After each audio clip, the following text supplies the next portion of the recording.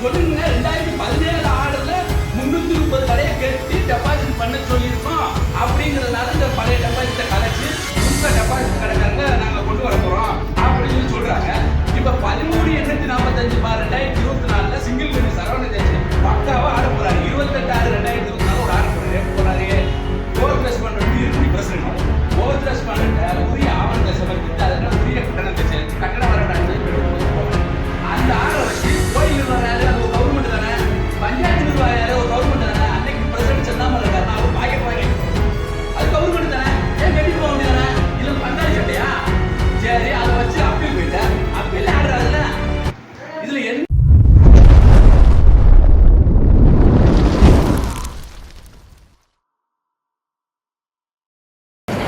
அனைவருக்கும் வணக்கம்.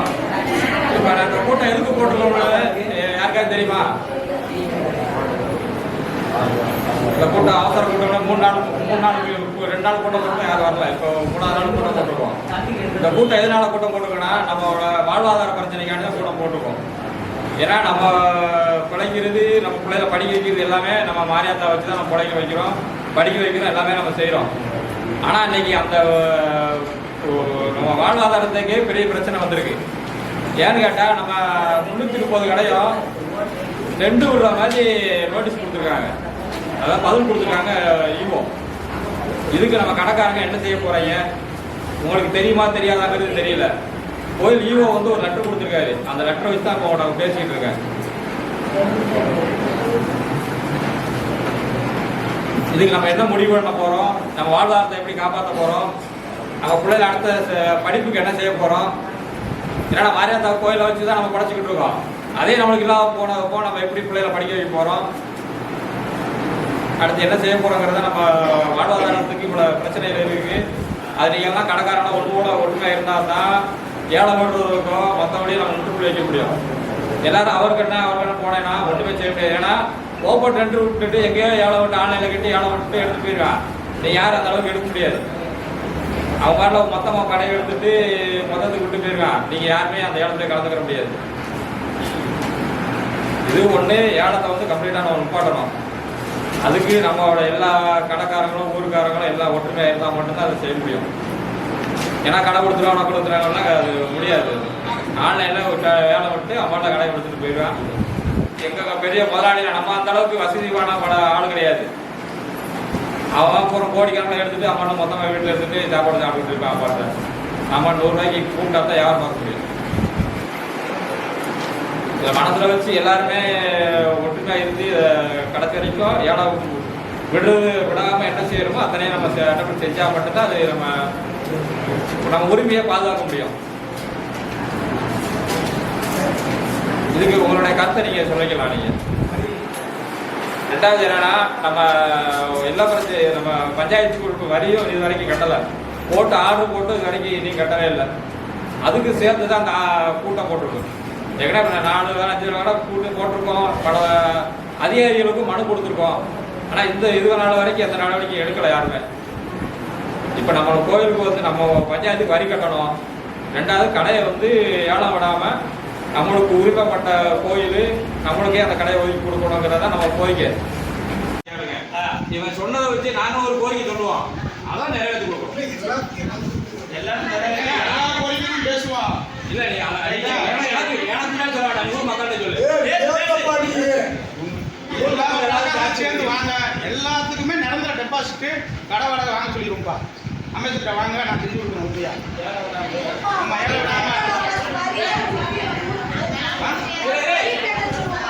வந்து கடை மட்டும் சொல்லிருக்காங்க. கடைக்கு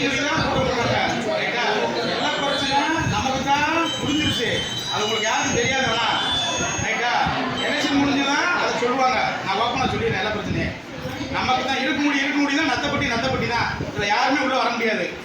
அந்த ஊர் பெரியவங்க ஒரு 4 பேர்த்த கூப்பிட்டாரு அமைச்சர் காட்டிட வேண்டியதானே? ஏன் அவங்க நத்தப்பட்டி ஓட்டு முழுகாதுன்னு ஒரு பயமா? நான் கேட்கிறேன். தெரியாம இருக்கிறேன். எப்படி கலெக்டர் மாவட்ட ஆட்சியருக்கு உத்தரவு. நான் என்ன சொல்றேன், இருக்கங்குடி மாரியம்மன் மாரியம்மன் கோயில் அமைச்சர் சொல்லல, இவரு கலெக்டர் சொல்லல, போட்டாரு தானே சொல்லியிருக்கு. இன்னைக்கு கடை வந்து 2017 ஆர்டர் வச்சுதானே டெபாசிட் பண்றேன்னு சொல்லி சொல்றாங்க. அதுக்கு மட்டும் கோர்ட் ஆர்டர் சொல்லுது 1க்கு 2 வரி அப்பீல் மாதிரி வாங்கிட்டு வந்திருக்கு. அந்த அப்பீல் வரி மட்டும் கோயிலுக்கு நிர்வாகம் செல்லாதா? ராமூர்த்தி ட்ரஸ்டியா உட்காரணுங்கிறதுக்கு மட்டும் கோர்ட் ஆர்டர் செல்லுதா? சொல்லுங்க. 2017 ஆர்டர்ல 330 கடையை கட்டி டெபாசிட் பண்ண சொல்லியிருக்கோம்.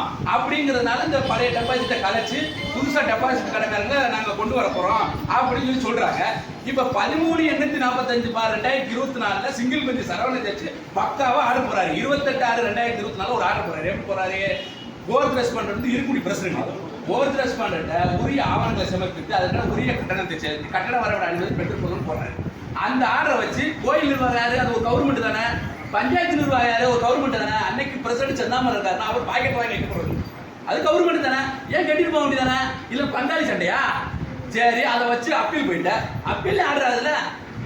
இதுல என்ன இருக்குமோ வரியே கட்டுறதுல இதுல எந்த மாற்றம் கிடையாது.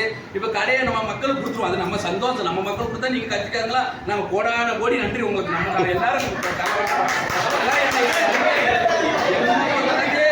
வரிக்கு எனக்கு தெரிஞ்சு மாரியாந்த ஊர்வா சொல்றேன். அமைச்சர் நல்லவரோ கெட்டவரோ எனக்கு மாரியாந்த ஊர்வா எனக்கு அமைச்சர் வந்து இருக்க முடியும்னா ஒரு கேள்விக்குறியா தான் வைக்கிறாரு. எனக்கு அதான் ஒரு மன வருத்தங்கள். கலெக்டர் அவர் வார்த்தை வேலை பார்த்தீங்கன்னா கலெக்டர் அந்த ஆர்டரை பத்தி போட்டு போறதுக்கு 5 நிமிஷம் ஆகாது. இன்னைக்கு நீங்களாம் வந்திருக்கீங்க, கடையை வாங்கி கொடுங்க நல்லபடியா. அதெல்லாம் நம்ம எந்த கருத்து சொல்லணும். எங்க மக்களுக்கு தான் நல்லபடியா நம்ம கோடான கோடி நன்றியாவே இருப்போம். என்ன இந்த வரி சம்பந்தமா கொஞ்சம் நீங்க கொஞ்சம் புஷ் பண்ணினா நல்லா இருக்குங்கிறது தான் நம்மளோட கருத்து. ஏன்னா அவன் கலைக்கு அது வரியை பெட்டுங்கன்னு சொல்றேன். அதுக்கு ஏதாவது ஒரு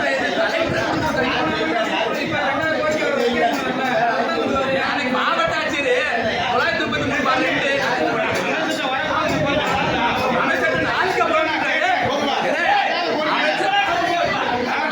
அமைச்சருக்கு நாளைக்கு மக்கள் வரிய கொஞ்சம் சொல்லியா இருக்கு. ஏதாவது ஒரு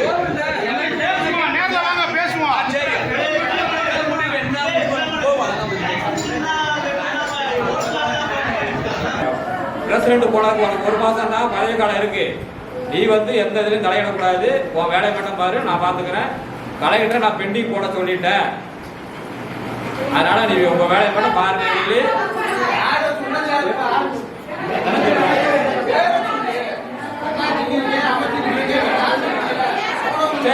சொல்ல இப்ப நம்ம அண்ணாச்சி அமைச்சரை பார்க்கணும். KK சார் தான் பார்க்க போனோம். கலெக்டர்கிட்ட ஒரு மனு கொடுத்துட்டு கோர்ட் ஆர்டர் வச்சு ஒரு மனு கொடுத்துட்டு அதுக்கப்புறம் தான் அமைச்சர் KK சார்கிட்ட போகிறோம். அவர்கிட்ட போய் வீட்டில் போய் தான் பார்த்து பேசுகிறோம். நாங்கள் அன்னைக்கு 20-25 பேர் போனோம்.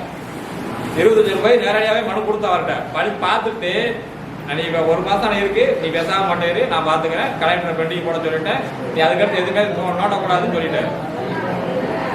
அது வந்து நாங்கள் கூட எல்லாமே இருக்கோம். நான் ஒரு ஆள் சொல்லி நம்ம அந்த கேட்கல. அவருக்கு நேரம் நின்று அவருக்கு என் கையில போட்டு தான் பேசுறாரு. பேசி தான் சொல்றாரு, நீ பேசாம மாதிரி நான் பாத்துக்கிறேன் தான் சொல்லியிருக்காரு. கட்சிக்காரங்க தான் வந்தாங்க அன்னைக்கு.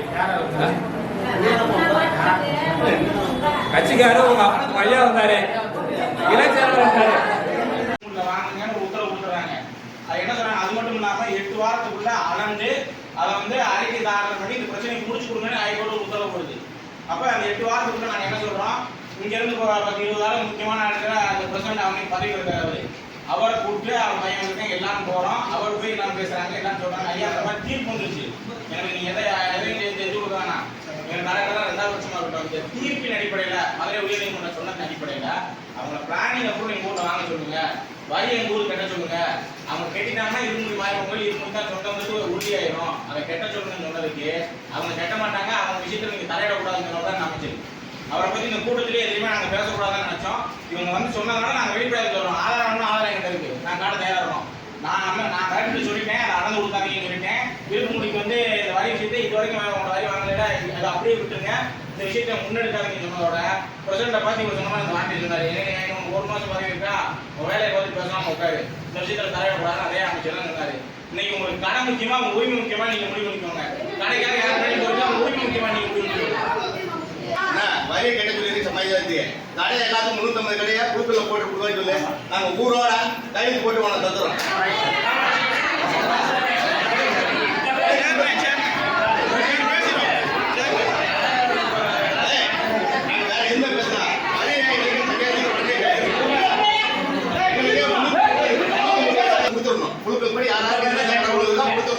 இதை செஞ்சாச்சுன்னா நாங்க அப்படியே எங்க மக்கள் எல்லாம் கையில் போட்டு கொடுத்துருவாங்க. அப்படியே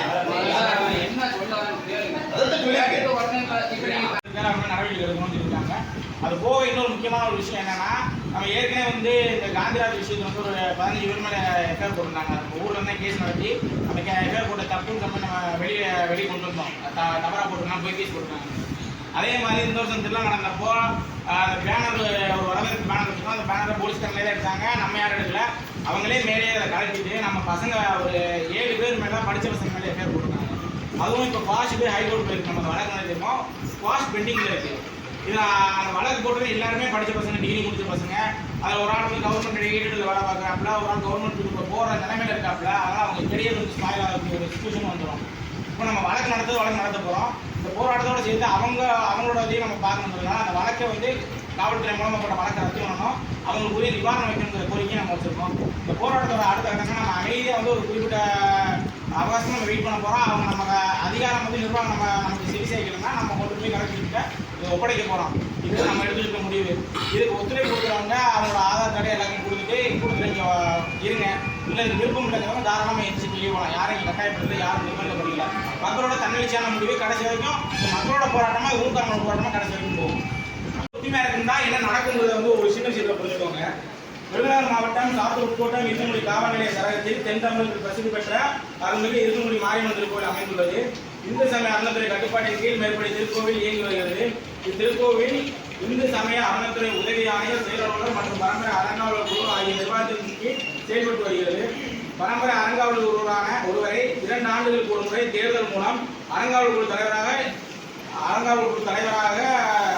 நிர்ணயம் செய்து வருவது வழக்கம். தற்போது ராமமூர்த்தி பூஜாரி அவர்களை அறங்காவலர் குழு தலைவராக செயல்பட்டு வருவதாக நிர்வாகத்திடம் தெரிவிக்கப்பட்டுள்ளது. இந்நிலையில் இருக்கங்குடி தேவேந்திர குல வேளாளர் சமுதாய நாட்டு அமைச்சர் குருசாமி என்பவர் மாண்புமிகு தமிழக முதலமைச்சர், விருதுநகர் மாவட்ட ஆட்சியர் மற்றும் மாவட்ட காவல் கண்காணிப்பாளர் ஆகியோருக்கு அவர்கள் அனுப்பிய மனுவில் இருக்கங்குடி மற்றும் நத்தத்துப்பட்டி ஊராட்சிகளிடையே எல்லை பிரச்சனை இருந்து வருவது குறித்தும், இருக்கங்குடி மாரியம்மன் கோயில் நடைபெறும் கட்டுமான பணிகளுக்கு இருக்கங்குடி ஊராட்சியில் கட்டிட அனுமதி பெற வேண்டும் என்றும் மாண்புமிகு சென்னை உயர்நீதிமன்றம் மதுரை கிளை உத்தரவில் தெரிவிக்கப்பட்டிருந்தோம். இருக்கங்குடி பஞ்சாயத்தில் வரைபடம் நகல் பெறாமலும் உரிய அனுமதி பெறாமலும் காலதாமதம் செய்து வருவதாகவும், இருக்கங்குடி மாரியம்மன் கோவிலில் பல்வேறு முறைகேடுகளை செய்து வரும் அறங்காவலர் ராமமூர்த்தியை தகுதி நீக்கம் செய்ய வேண்டும் என்றும் மேற்படி கோரிக்கைகளை வலியுறுத்தி 8/12/2025 கிராம மக்கள் குடும்ப அட்டை மற்றும் வாக்காளர் அடையாள அட்டையை ஒப்படைத்துள்ளதாக தெரிவித்துள்ளனர். மேற்படி இருக்கங்குடி தேவேந்திர வேளாண் சமுதாய நாட்டு அமைச்சர் குருசாமி மற்றும் கிராம முக்கியஸ்தர்களை அழைத்து விசாரணை செய்ததில் மேற்படியார்கள் இருக்கங்குடி மாரியம்மன் கோவிலில் ராமமூர்த்தி என்பவர் கடந்த 4 ஆண்டு காலமாக முறையான அரசு உத்தரவின்றி பரம்பரை அறங்காவலர் குழு தலைவராக செயல்பட்டு வருவதாகவும், மேலும் மேற்படி பரம்பரை அறங்காவலர் குழு தலைவராக கடந்த 7/3/2014 முதல் 2 காலத்திற்கு முறையாக தேர்ந்தெடுக்கப்பட்டு உரிய அங்கீகாரம் வழங்கி அரசால் உத்தரவிடப்பட்ட 18/6/2024 அரசாணை நகலில் வழங்கினார்கள். மேற்படி அரசாணையை போல் உரிய அரசால் அங்கீகாரம் இல்லாமல் கடந்த 4 ஆண்டுகளாக பரம்பரை அறங்காவலர் குழு தலைவராக திரு ராமமூர்த்தி பூஜாரி செயல்பட்டு வருவதாகவும், இவ்வாறு அவர் தொடர்ந்து செயல்பட்டு வந்தால் கிராம மக்கள் அனைவரும் சேர்ந்து பரம்பரை அறங்காவலர் குழு தலைவர் அறையை கூட்டி பிரச்சனை செய்வோம் என்றும் கூறினார்கள். இந்நிலையில் மேற்படி மனு சம்பந்தமாக கோவில் நிர்வாகத்திடம் மேற்படி பிரச்சனை சம்பந்தமாக பதில் பெற்றதில் 2/12/2023 அன்று பரம்பரை அறங்காவலர் குழு தலைவர் தேர்தல் நடத்தி முடிவு அறிவிக்கப்பட்டுள்ளதாகவும், மேற்படி முடிவில் ராமமூர்த்தி அவர்களை 14/1/2024 அடுத்த 2 ஆண்டிற்கு நியமனம் செய்யலாம் என்ற விவரத்தை நாட்டை எண் 30/22/2023 நாள் 2/12/2023 பிரகாரம் கனம் அரசு செயலாளர்களுக்கு, சுற்றுலா பண்பாடு மற்றும் அறநிலைத்துறையினர் சென்னை அவர்களுக்கு வழிவழியாக திரு சுரேஷ் துணை ஆணையர் மற்றும் செயல் அலுவலர் ஏசி வந்து பரிந்துரை செய்து அனுப்பி வைத்துள்ள அறிக்கையை வழங்கியுள்ளார்கள். ஆனால் அரசால் பிறப்பிக்கப்பட்ட அரசாணை மற்றும் அது சம்பந்தப்பட்ட ஆவணங்கள் ஏதும் வழங்கப்படவில்லை. இந்த சூழ்நிலையில் மேற்படி கிராம மக்கள் பரம்பரை அறங்காவலர் குழு தலைவர் அலுவலகத்தில் சென்று பிரச்சனை செய்யும் பட்சத்தில் அந்த தேவையில்லாத சட்ட ஒழுங்கு பிரச்சனை ஏற்பட்டு சாமி தரிசனம் செய்ய வரும் பக்தர்களுக்கு பொது அமைதிக்கும் அமைதியின்மை ஏற்பட வாய்ப்புள்ளது என்பதால் தாங்கள் கோவில் நிர்வாகம் மற்றும் இருக்கங்குடி தேவேந்திர சமூக முக்கியஸ்தர்களை அழைத்து சுமூகமாக பேச்சுவார்த்தை நடத்தி சட்ட ஒழுங்கு பிரச்சனை ஏற்படாமல் பாதுகாக்குமாறு கேட்டுக்கொள்கிறேன். இது ஒரு அரசு அதிகாரி இன்னொரு அரசு அதிகாரி கேட்ட நீங்கள் உங்களோட ஆதார் கார்டு ரேஷன் சப்மிட் பண்ணுறதுக்கு முன்னாடி செயல்பட ஆரம்பிச்சிச்சு. இவங்க சப்மிட் பண்ணால் அது பெரிய லெவலில் பிரச்சனை ஆகும். முதல்ல இங்கே உள்ள ஆடியோ பிரச்சனை ஆகும், கலெக்டருக்கு பிரச்சனை ஆகும். அவங்க சப்மிட் பண்ணிட்டாங்கன்னா வித்தின் 24 ஹவர்ஸ்க்குள்ள நடவடிக்கை எடுக்கலைன்னா அது அந்த ரெவன்யூ மினிஸ்டர் பிரச்சனை ஆகும். அதுக்கு அடுத்து அந்த சிஎம் வரைக்கும் போகுங்கிறது தெரிஞ்சதுனால நீங்கள் வந்து இப்போ உடனே நடவடிக்கை எடுத்து அங்கங்கே இப்போ 2 நாளைக்கு முன்னாடி தகவல் செப்பரேட் ஆயிடுச்சு. இன்னைக்கு எல்லா டிபார்ட்மெண்ட்லையும் ஓடிட்டு இருக்கு. சாதாரண சும்மா உட்காந்து என்ன அந்த போக்கில் ஏதாவது சொல்லிட்டு போயிட்டு கலெக்டர் போயிடலாம்னா யாரும் நினைக்க வேணாம். செயல்பாடும் சரியாக போயிட்டு இருந்துச்சு. இன்னைக்கு வந்து முன்னாடி அமைச்சரோட பேசி என்ன 1 வருஷம் ஆகி போச்சுல நம்ம ஆர்டர் வந்து இன்னைக்கு கடை டெண்டர் விடுறது எத்தனை நாள் ஆகி போச்சு, கடை ஆளுக்கு எத்தனை நாள் அன்னைக்கு கூட்டு பேசிடுவாங்க. இன்னைக்கு ரேஷன் கடை வாங்கி வச்சிருக்க அப்புறம் தான் நம்ம போய் பார்த்து பேசணுங்கிற அவசியம் நமக்கு என்ன வந்துச்சு.